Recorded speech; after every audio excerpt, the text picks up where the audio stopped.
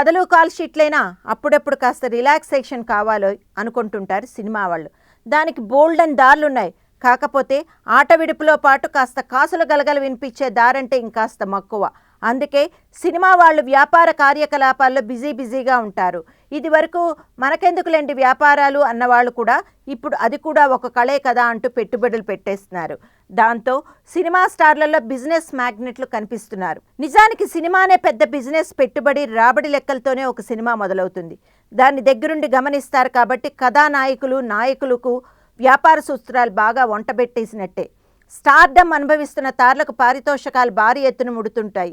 వాటిని జాగ్రత్తగా దాచుకోవడానికి ఎక్కువ మొగ్గు చూపిస్తుంటారు. ఎందుకంటే ఆ స్టార్డమ్ ఎప్పుడు తిరగబడుతుందో ఎవరూ చెప్పలేరు.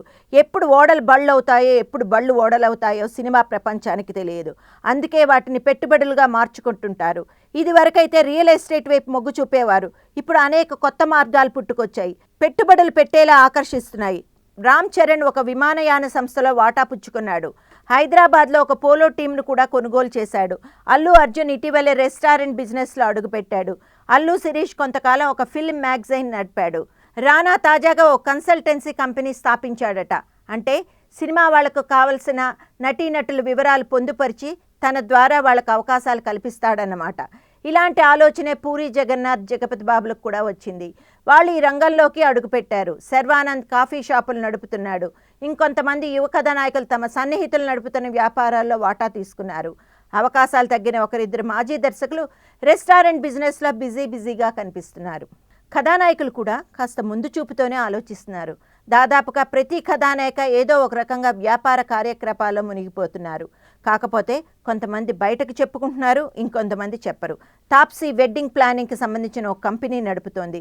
కాజల్ చెల్లెలు నిషా అగర్వాల్ పెళ్లి చేసుకుని స్థిరపడింది.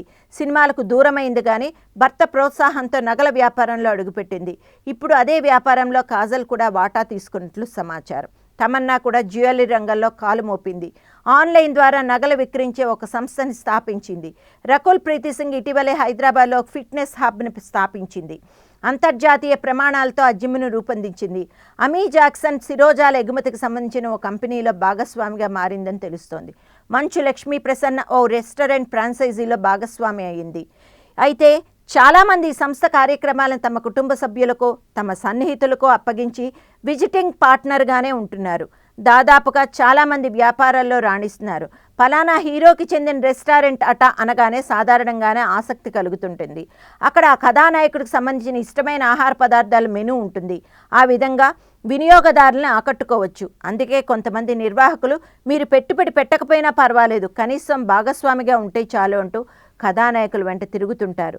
అదంతా ఆయా తారల బ్రాండ్ వాల్యూ కోసమే. రాబడికి రాబడి, ఆట విడుపుకు ఆట విడుపు. ఇంతకంటే మంచి వ్యాపారం ఏముంటుంది?